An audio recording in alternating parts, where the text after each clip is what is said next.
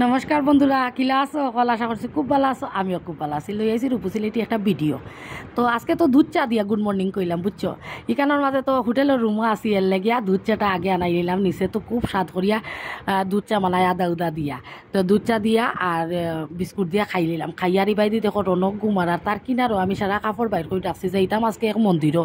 কোন মন্দিরও যাইতাম জাননি? যাইতাম ওই লগিয়া আমি আইছি গৌহাটি শহরও কামাখ্যামার মন্দিরও যাইতাম। আর আজকে হইল কি রামনবমী। তো রামনবমীর দিন কামাখ্যা মন্দিরে যেতাম। এর লাগে কাপড় উপর বাইর করিয়া আগে স্নান করে লিছি। স্নান করিয়া আগের দিন গেছি নানি, বাক্কাও কাপড় আসলো, নিজেরও নাইটি উটি মিলিয়া বাক্কায় এক বালতির মতো কাপড় হয়ে গেছে। চার পানি আগে কাপড় গুণ ধুইলাম, ধুইয়া সাদও গেলাম কাপড় মেলাত। কই কাপড় টাইম মেলিয়া তুইয়া গেলে গিয়া নানি শুকাই যাব। আর বাচ্চা মানুষ লইয়া গেলে তবে প্রচুর কাপড়, খালি বিশেষ করে আমার রনকর প্রচুর প্রচুর ড্রেস বাইর হয়। তো এইখানে বাজে এইটাই মেলিয়া দিছি। আর যখন পূজার থেকে আমি মানে দেখো কাপড় উপরিটা কনকনা শুকনো হয়ে গেছে। আর দেখলাই নি কিলা বাতাস দেন। আর আমি তো ক্লিপ নিছি না, কিন্তু এটার মাঝে রশিটা এমন ধরনের সিস্টেম করা, রশির সিফার ঢুকাইয়া দিলেই দে বাতাসে আর উড়াইয়া নিতে পারে না। এরপরে দেখো আমি এখন রেডি হয়ে গেছি। একটা ক্রিম কালারের চুড়িদার পরছি, রাহুলের পাপায় ড্রেস পরছেন, রনকেও পরছেন, ফরিয়ে আমরা একদম রেডি হয়ে গেছি, যাইতাম পূজা দেওয়ার। তো আমি জীবনেও কোনো দিন মানে আমার জীবনে প্রথম আমি কামাখ্যামার মন্দিরও যাইতাম, কামাখ্যামার দর্শন করতাম। আমি কোনো দিন আর কামাখ্যা মন্দিরও গেছি না। এর লাগে আমি খুব বেশি এক্সাইটেড যাইতাম। তো কি তো আমি তো এরকম কামাখ্যা মন্দিরেও গেছি না। আমার এখানে যেখানে আছে না, এখানে খাসাকান্তি বাড়ি আছে।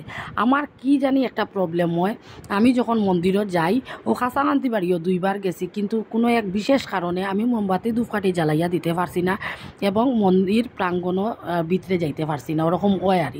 এর লাগে ঠাকুরের কাছে খুব বেশি ডাকি আর কয়া ঠাকুর এমন কোনো বিশেষ কারণ হোক না যে আমি কামাখ্যা মন্দিরও যাইতে পারি না, এরকম হয় না যে ঠাকুর আমি কামাখ্যা মারে দর্শন করতাম।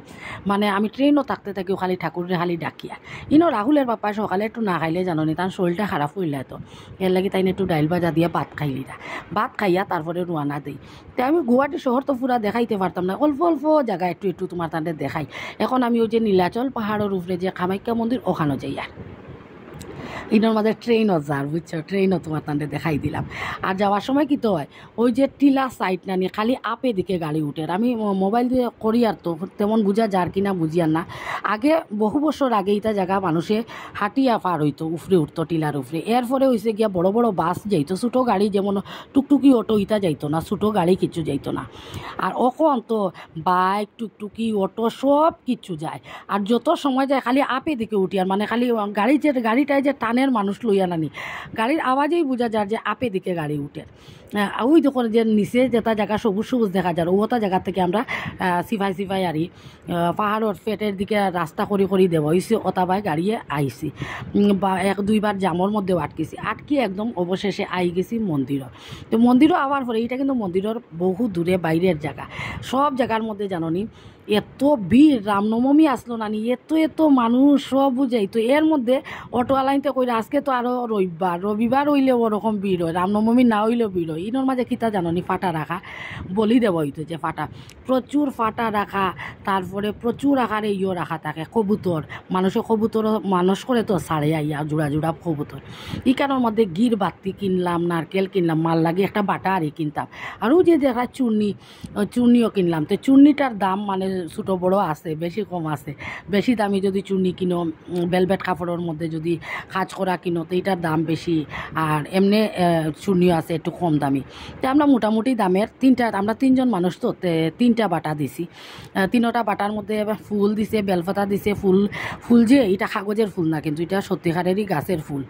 ফুলের একটা মালা দিছে, আরও ফুল জুড়ি ফুল কয়েকটা দিছে, বেলপাতা দিছে, ধূপকাঠি দিছে, 5টা ঘির বাতি লইছি, একটা নারকেল রইছি, ক্ষীরের ফেরা লইছি, মাল লাগে একটা চুন্নি লইছি, লইয়া তখন যাইমু মন্দিরের ভিতরে। কিন্তু মন্দিরের মেইন যে ভিতরে কামাখ্যা মার যেখানে আসই মূর্তি, এখানে কিন্তু আমি ক্যামেরা করতে পারছি না, কারণ এখানে এত মানুষ ক্যামেরা বাইর করা সম্ভবই না, ওরকম অবস্থা।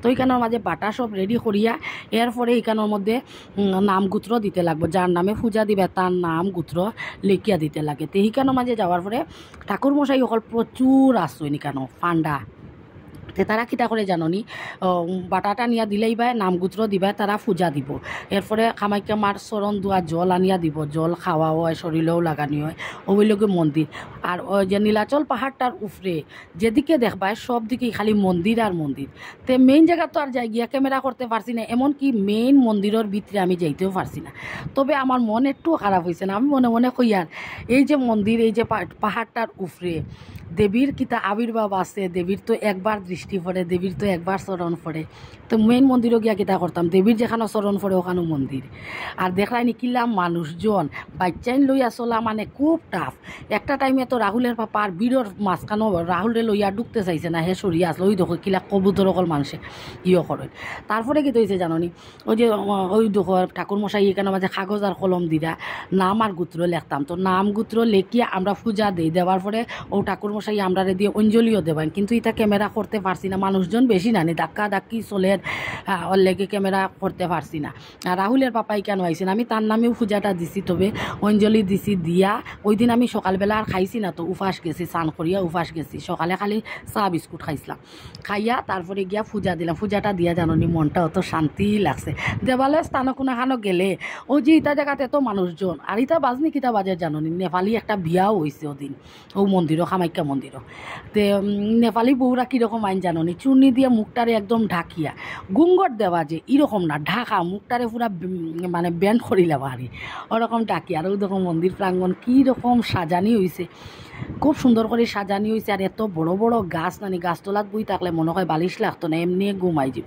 ঠাকুরের যে একটা দৃষ্টি হইতাম অত ভাল লাগছে গেছি আর এত মানুষজন জাননি আর একটুও গরম লাগে না গামিয়া না এত বাতাস চলের মানে সীমা ছাড়া বাতাস চূর্ণি যদি সেফটিমিন লাগাইছো না একটু যদি চূর্ণি হয় চূর্ণি যেমন উড়াই লিব ওরকম বেশি বেশি বাতাস উতাস দেয় যেমন আছে নানি এত মানুষ আর এখন তো একটু মোটামুটি গরমেরও সিজন হয়ে গেছে তেমন কিন্তু গরম নাই গরমে যে উফুফি করবা এরকম না তো ইনার মাঝে ফার্স্টটা গির বাতি লইছি আর ধূপকাঠি লইছি এখন জ্বালাইয়া দিতাম তো জ্বালাইয়া দেওয়ার কেন কিতা করতাম বাতাসে সীমা ছাড়া রাহুলে গেছে করতো জ্বালাইতে পারছে না এরপরে আমি জ্বালাইছি ওই যে ফার্স্টটা প্রদীপ জলের যেন ওখন আমি হাত দিম ওই যে এখন মোমবাতি জ্বালাই ধূপকাঠি জ্বালাই আর ওটা হইলগে আমার হাত আর এই ফার্স্টটা প্রদীপ আমি জ্বালাইছি ফার্স্টটা আমরা এক কানো করে লিছি ওই যে আমি বৌদি একজন গেছেন মানে মুন্নাদার বউ রাহুলের পাপার বন্ধুর বউ তাই দেখছি ফার্স্টটা এক কানো করিয়া জ্বালাইছেন মানে একটা করিয়া জ্বালানি সম্ভবই না বাতাসের লগে লগে নিবাইলায় যাই হোক একটু সময় কয়েক সেকেন্ড জ্বলছে প্রদীপ